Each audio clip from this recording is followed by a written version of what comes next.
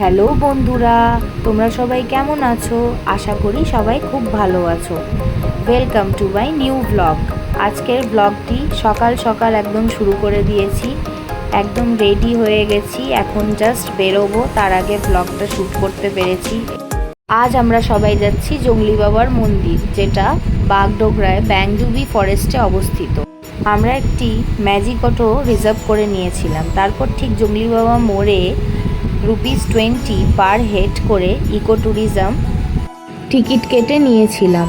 জংলি বাবার মন্দিরটি এই গভীর অরণ্য দিয়ে যেতে হয়। এই মন্দিরটি গভীর অরণ্যে অবস্থিত। এই মন্দিরটি নিয়ে নানা রহস্যের গল্প লুকিয়ে আছে। যাই হোক, জঙ্গলের সবুজে সবুজে পথ দিয়ে আমরা অবশেষে পৌঁছে গেলাম জংলি বাবার শিব মন্দির।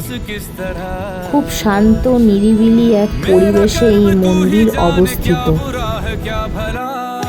জঙ্গলে অবস্থিত বলে অনেকে এই মন্দিরটিকে জংলি বাবা বলে, যদিও এর পিছনে এক রহস্যময় গল্প আছে। এক সেনা জওয়ান স্বপ্ন পেয়েছিল, তারপর তিনি এই মন্দিরটি প্রতিষ্ঠিত করেন।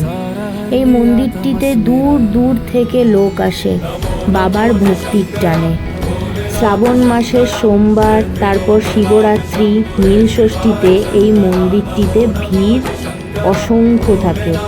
দূর দূর থেকে মানুষ সেখানে বাবার ভক্তির টানে পুজো দিতে আসে। মন্দিরটি বেশ গভীর অরণ্যর মধ্যে অবস্থিত। বেশ শান্তি নিরিবিলি এক জায়গায় এই মন্দিরটি অবস্থিত। তবে এখানে হাতি আসার খুবই ভয় আছে, তাই মন্দিরটি 3টার পর বন্ধ হয়ে যায়। মন্দিরটির ঠিক পাশেই আছে বজরংবলী মন্দির। আরও অনেক মন্দির আছে, অনেক ঠাকুরও আছে। এই হলো বজরংবলীর মন্দিরটি, ঠিক পাশেই অবস্থিত। আমার ভাই প্রণাম করে নিচ্ছে বজরংবলী মন্দিরে। তারপর আমরা পুজো দিতে ঢুকে গেলাম জংলি বাবা শিব মন্দিরে।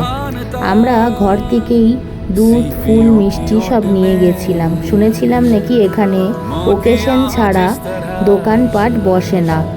যদিও দেখলাম মন্দিরটির ভিতরে একটি দোকান আছে, তবু আমরা ঘর থেকে নিয়ে এসেছিলাম। এখানে আমার ভাই, মা, আমার বান্ধবী, তার মা শিবকে পুজো করে নিচ্ছিল। এখানে গণেশ ঠাকুর রয়েছে, আরও কার্তিক ঠাকুর রয়েছে, জগদম্বা মা রয়েছে, শিব ঠাকুর তো আছেই। থাকা সময় গিয়েছিলাম বলে বেশ ভালো করে পুজো করা গেছে। এটা হলো রাম সীতা বজরংবলীর মন্দির। এটাও ঠিক জংলি বাবা মন্দিরের পাশেই অবস্থিত।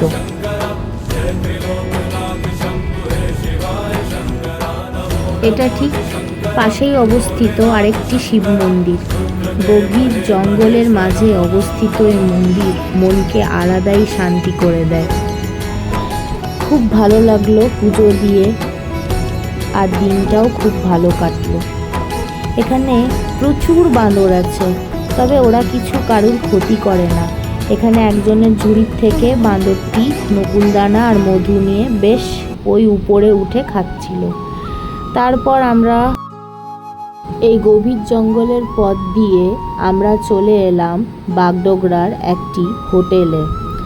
যেহেতু সকাল থেকে কিছু খাওয়া হয়নি, তো আমাদের খিদে পেয়ে গেছিলো সবার। আমরা ওখানে অর্ডার দিয়েছিলাম লুচি, তরকারি আর একটি করে মিষ্টি।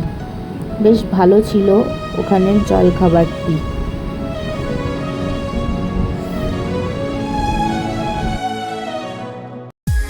খাওয়ার পর আমরা রওনা দিয়ে দিয়েছিলাম বাড়ি ফেরার পথে।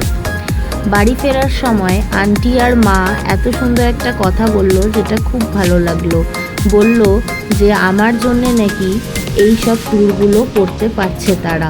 আমি আমার বান্ধবীকে রাখি পরিয়ে দিয়েছিলাম, যেহেতু আগের দিনই রাখি ছিল। এই হলো আমার আজকের ব্লগ। তোমাদের ভালো লাগলে অবশ্যই লাইক, সাবস্ক্রাইব অ্যান্ড কমেন্ট করো।